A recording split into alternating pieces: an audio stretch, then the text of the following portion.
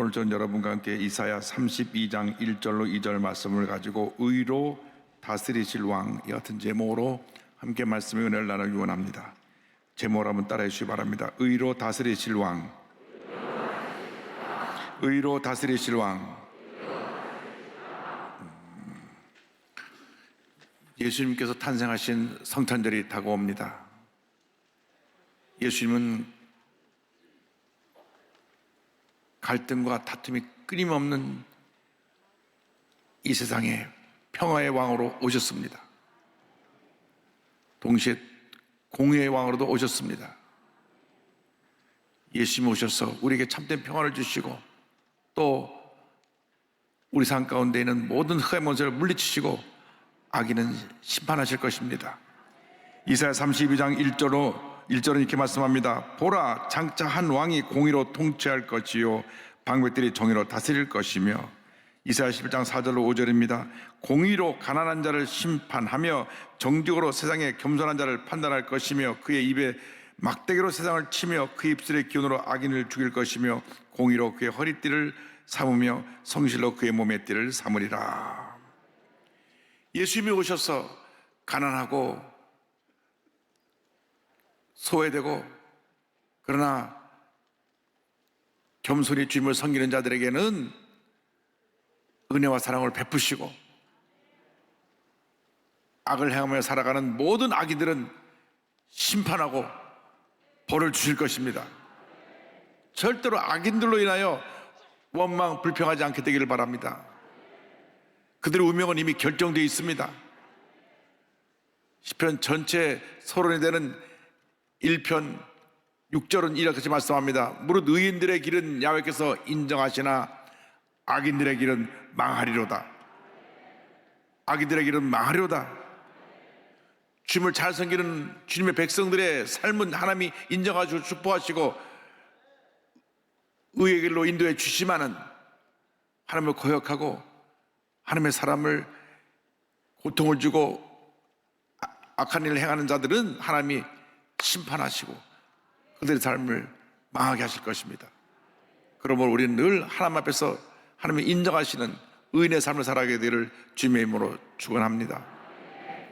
이사야 32장 2절을 보면 예수님을 네 가지 모습으로 설명하고 있습니다. 첫째로 주님은 광풍을 피하는 곳이 되신다고 말씀합니다. 32장 2절입니다. 또 그 사람은 광풍을 피하는 곳, 폭우를 가리는 곳 같을 것이며. 광야길 같은 인생을 살아가는 동안 때때로 우리에게 광풍이 불어옵니다. 미국에 가끔 중부에서 토네이도가 일어나는데, 그렇게 문명이 발달되고 잘 사는 나라인 미국에서도 이 토네이도가 불면 꼼짝을 하지 못합니다. 시속이 180km 이상의 강포로 인해서 막대한 재산피해와 함께 인명피해도 가져오는 것이죠. 토네이도 돌풍입니다. 인간의 힘으로 막아낼 수가 없는 것입니다. 때때로 우리 인간이 감당하지 못할 갖가지 광풍이 불어옵니다. 시련의 광풍이 불어오기도 하고 환란의 광풍이 불어오기도 하고 질병의 광풍이 불어오기도 합니다.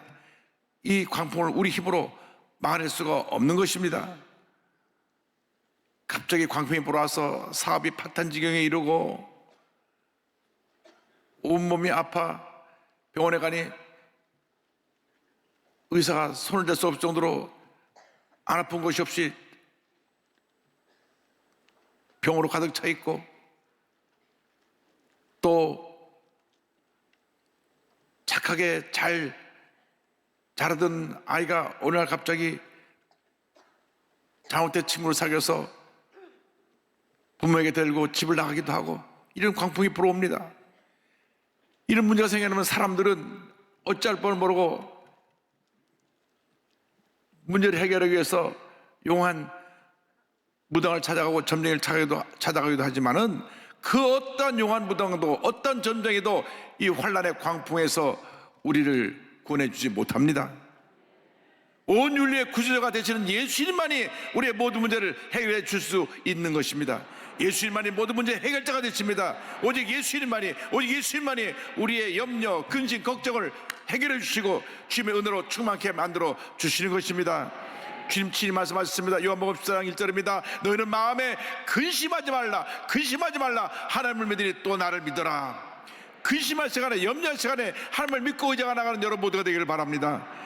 14장 6절에 주님이 이어서 말씀하십니다. 예수께서 이르시되 내가 곧 길이요 진리요 생명이니 나로 말미암지 않고는 아버지께로 올 자가 없느니라. 그렇습니다. 예수님만이 우리의 참된 길이 되시고 진리가 되시고 생명이 되시는 것입니다. 환난의 광풍이 불어올 때 길이요 진리요 생명이신 주님께 나와 주의 도우심을 간구하는 여러분 모두가 되기를 바랍니다. 둘째로 주님은 폭우를 가리는 곳이 되십니다. 성경은 말씀합니다. 이사야 32장 2절에 폭우를 가리는 곳 같을 것이며, 여름철에 갑자기 폭우가 쏟아지고 홍수가 나가면 큰 피해를 입게 됩니다. 싱가포르는 우기가 우리나라로 가을부터 겨울이 우기인데 9월부터 2월달까지 예고 없이 시도 때도 없이 그냥 폭우가 쏟아집니다. 갑자기 한 시간 폭우가 쏟아지다가 또 멈춥니다. 그래서 싱가포르에서는 9월달부터 2월달 그 사이에 여행을 가면 늘 우산을 준비해 갖고 가야 됩니다. 그런데 싱가포르 사람들은 익숙해서 비가 오면 비를 그냥 맞더라고요. 또 한 시간 지나면 또 비가 그치니까, 워낙 더운 지방이니까 비가 오고 나면 조금 온도가 내려갑니다. 어쨌든 이 폭우가 쏟아질 때 온몸을 젖게 되고 여러 가지로 불편한 일이 생겨납니다. 이러한 폭우가 내릴 때에 폭우를 피하게 해줄 분은 우리 주님밖에 없습니다. 예수님만이 평화의 왕이 되셔서 이러한 환난의 폭우를 멈추게 하시고 참된 평화를 가다 주시는 것입니다. 예수님 탄생하실 때 천사들이 하늘에서 찬양했습니다. 누가복음 2장 14절입니다. 지극히 높은 곳에서는 하나님께 영광이요 땅에서는 하나님이 기뻐하신 사람들 중에 평화로다 하니라. 예수님이 오시면 하나님께는 영광이요 우리 모두에게는 평화가 임하게 된 것입니다. 예수님만이, 오직 예수님만이 우리 마음 가운데 참된 평화를 선물로 줄 수 있습니다. 세상에 주는 평화는 일시적인 것입니다. 잠깐 내 마음 위로함을 주고 지나가지만 주님이 주시는 평안함은 영원한 평안함입니다. 염려가 사라지고 근심이 사라지고 주님이 주신 평안함으로 우리 마음에 주님이 주신 은혜와 기쁨이 넘쳐나게 되는 것입니다. 여러분 모두가 성령으로 충만을 받아서 주님의 평안함이 넘쳐나기를 주님으로 축원합니다. 예수께서 요한복음 14장 27절에 친히 말씀하셨습니다. 평안을 너에게 끼치노니 곧 나의 평안을 너에게 주노라. 내가 너에게 주는 것은 세상에 주는 것과 같지 아니하니라. 너희는 마음에 근심하지도 말고 두려워하지도 말라. 할렐루야. 주님이 주시는 평안함은 영원한 평안함입니다. 이 평안함을 가지고 모든 어려움과 문제를 이기고 승리하는 삶을 살아가는 우리 모두가 되어야 할 것입니다. 이 세상의 모든 것 다 가져도 마음이 평안하지 않으면 우리는 염려 근심에 갇혀서 절망의 삶을 살 수밖에 없는 것입니다.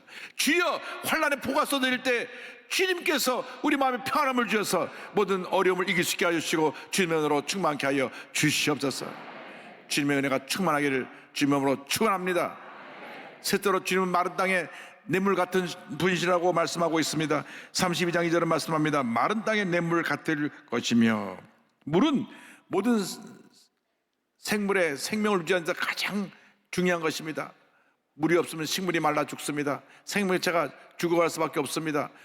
가뭄이 계속되면 그것은 농부들에게서는 큰 근심, 염려가 쌓여가는 것과 다름이 없습니다. 왜? 식물들이 다 말라 죽게 되니까. 이 세상에 많은 가뭄이 다가오고 있습니다. 환난의 가뭄을 통해서 마음의 기쁨이 다 빼앗겨져 버렸습니다. 진짜로 생각한 기근은 영적인 갈급함에 대한 것입니다. 영적인 갈급함을 메울 길이 없으니까 요즘 그렇게 급속도로 퍼져나간 것이 마약입니다. 마약 청정국가라고 했던 우리 대한민국이 이렇게 마약이 급속도로 퍼져나갈 수가 없습니다. 몇십 배 지금 마약 환자가 지금 늘어나고 있고 마약 반입이 늘어나고 있는 것은 그만큼 우리들이 영적으로 갈급함에 처해 있고 기근에 처해 있는데 이 세상 것으로 그 영적인 갈급함을 메우려고 그러한 일들이 일어나고 있는 것입니다. 이 땅에 하나님의 은혜가 임해서 이 영혼의 생수가 넘쳐나는 그런 역사가 나타나야 되는 것입니다. 사람은 영적인 존재입니다. 영적인 존재는 영적인 것으로 만족함을 얻게 되는데 그것이 주님의 은혜입니다. 아모스 8장 11절을 말씀합니다. 주야의 말씀이니라. 보라, 날이 이를지라 내가 기근을 땅에 보내리니 양식이 없어 주림이 아니며 물이 없어 가람이 아니요 야훼의 말씀을 듣지 못한 기갈이라.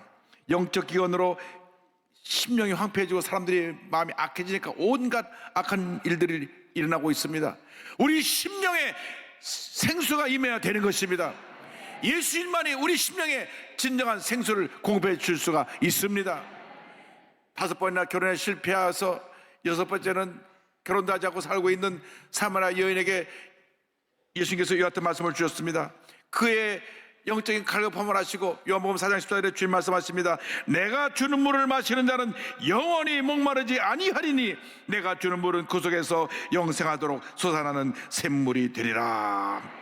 오직 예수님만이 우리 영혼의 갈급함을 해소해 줄 수가 있습니다.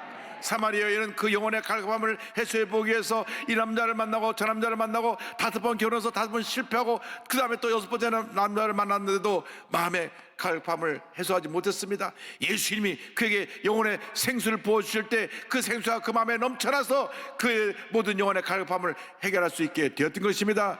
주여, 우리가 영혼의 생수가 필요하오니 우리를 성령으로 충만케 하여 주시옵소서. 영혼의 생수가 임해야 되는 것입니다.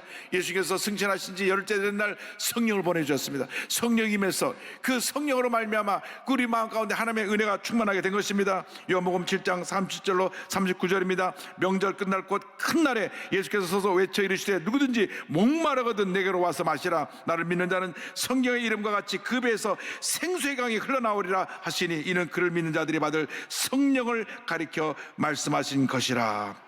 성령이 임해야 되는 것입니다. 성령이 임하면 내 마음에 영혼의 생수가 흘러서 영혼의 갈급함이 사라져 버리고 염려 의식 걱정이 사라져 버리고 주님의 은혜와 기쁨이 충만하게 되는 것입니다. 지금 우리는 성령 시대에 살고 있습니다. 성령을 보면 이른비 늦은비 성령 역사를 말씀하고 있는데 지금이 바로 늦은비 성령의 역사 시대인 것입니다. 신명기 11장 14절입니다. 야훼께서 너희 땅에 이른비 늦은비를 적당한 때에 내리시리니 너희가 곡식과 포도주와 기름은 얻을 것이요. 요엘서 2장 28절 29절은 늦은비 성령에 대해서 말씀합니다. 그 후에 내가 내 영을 만민에게 부어주리니 너희 자녀들이 장래를 말할 것이며 너희 늙은이는 꿈을 꾸며 너희 젊은이는 이상을 볼 것이며 그때 내가 또 내 영을 남종과 여종에게 부어줄 것이며. 이른비 성령은 2000년 전 예수님의 승천하시는 오순절날 마가다락방이었던 성령 강림을 말씀합니다. 그때 이른비 성령 강림의 역사로 말미암아 예루살렘교회가 탄생되었고 이 성의 놀라운 역사가 예루살렘과 온 유대와 당시 사마리아와 온 로마 제국 땅까지 이르러 복음이 증거되었습니다. 지금은 20세기에 와서 늦음의 성령 시대가 시작되었습니다. 20세기에 시작한 오순절 성령운동이 온 세계를 뒤덮고 있습니다. 지금 전 세계 기독교 인구 가운데 가장 많은 숫자가 우리 오순절 운동에 참여한 숫자인 것입니다. 지금 6억 5천만인데 2030년이 되면 약 10억 명이 되는 사람이 우리 오순절 운동에 참여해서 하나님의 은혜를 나누게 될 것입니다. 하나님께서 지금 성령 역사를 온 세계에 불러일으키고 있습니다. 그 성령의 단비가 쏟아져서 지금 중남미는 기독교인의 80%가 다 오순절 순복음입니다. 브라질만 하더라도 얼마나 성령 역사 강력히 임했는지 브라질에 약 6,500만 순복음 교인이 있습니다. 성령 역사가 지금 온 세계적으로 일어나고 있습니다. 지금 우리는 성령 시대에 살고 있습니다. 놀라운 부역사가 앞으로 10년 동안 이 땅에 전 세계에 임하게 될 것입니다. 우리 기독교에 대한 하나님의 성회가 이 성령운동의 깃발을 높이 들고 앞으로 10년 동안 15,000교회를 더 세우고 지금 160만에서 300만 성도를 이루기 위해서 달려나갈 것입니다. 그때가 되면 2만 교회 300만 성도로 한국 최대의 교단으로 자리를 잡게 될 것입니다. 성령 시대에 우리가 살고 있습니다. 성령으로 충만해야 됩니다.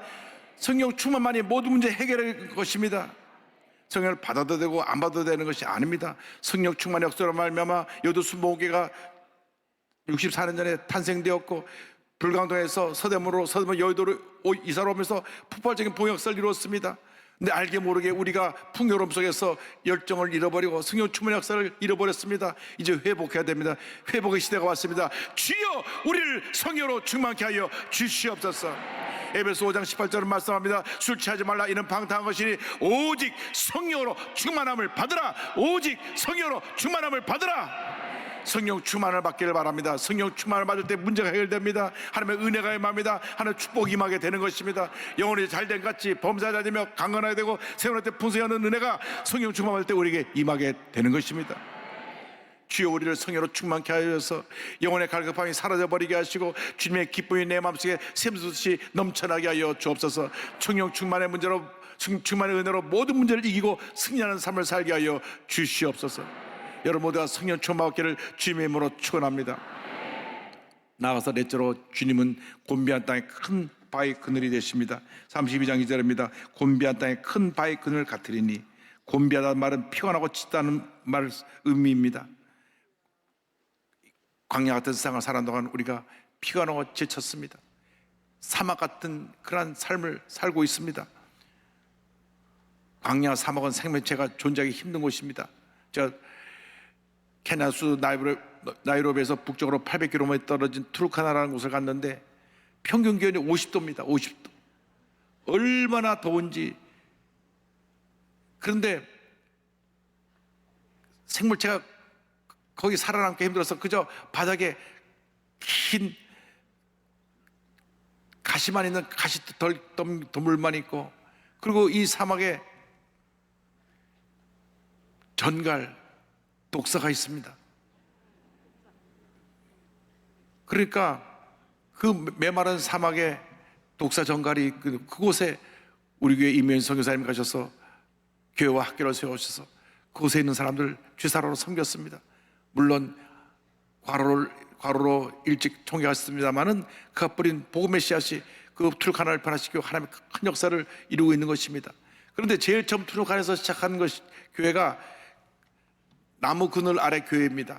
큰 나무가 하나 있어서 그 그늘 밑에 모여서 예배를 드려서 교회를 시작했습니다. 그렇게 더운데도 그늘 밑에만 들어가면 습도가 높지 않아서 시원합니다.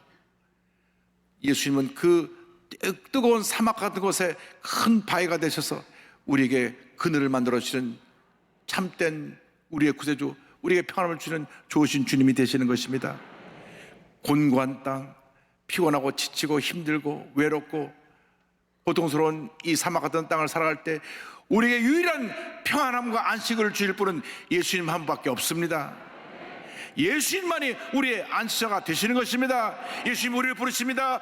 수고하고 무거운 짐 자들아 다 내게로 오라. 내가 너희를 쉬게 하리라. 나는 마음이 온유하고 겸손하니 나의 멍에를 메고 내게 배워라. 그래야만 너희 마음이 쉼을 얻으리니. 예수님 십자가 그늘 아래서 쉼을 얻는 여러분 모두가 되길 바랍니다. 주님, 내 마음이 너무나 피곤하고 힘들고 지쳤습니다. 주님의 십자가 그늘 아래 쉬기 원합니다. 내 마음에 주님의 평안함을 주시고 내 마음에 주님께서 주시는 은혜로 말미암아 쉼을 얻는 은혜가 있게 하여 주옵소서. 평안과 안식을 주님 선물로 허락하여 주옵소서. 세상에 많은 문제 어려움 가운데서 고통과 괴로움과 슬픔 속에 나오신 분 계십니까? 주님의 십자가 날개 아래서 평안함을 얻는 여러분 모두가 되기를 주님으로 축원합니다. 주여, 우리 마음에 이 시간 평안함을 주셔서 믿음으로 승리하는 삶을 살게 하여 주옵소서. 제가 윌리엄 쿠싱 목사님 말씀을 드리면서 말씀을 마무리하기를 원합니다. 미국 매사추세츠 힝햄이라는 곳에서 태어나서 신학을 해서 목사가 되신 목사님이신데 이제 사역을 뉴욕에서 좀 떨어진 시어스버그라는 곳에서 시작을 합니다. 그곳에서 리나 프로포라고 하는 믿음 좋은 자매를 만나 결혼을 하고 사역을 시작하게 되었는데 이제 더 큰 사역을 하기 위해서 뉴욕 브루클린으로 교회를 옮겼습니다. 큰 교회로 가서 사역을 하기 바쁘다 보니까 처음엔 참 좋았습니다. 그런데 1864년 결혼한 지 10년 되던 해 이기지 못한 일이 닥쳐왔습니다. 사랑하는 아내가 병명을 알 수 없는 병에 걸려 시름시름 앓기 시작했습니다. 좀처럼 나아지지 않고 몸이 점점 쇠약해져 갑니다.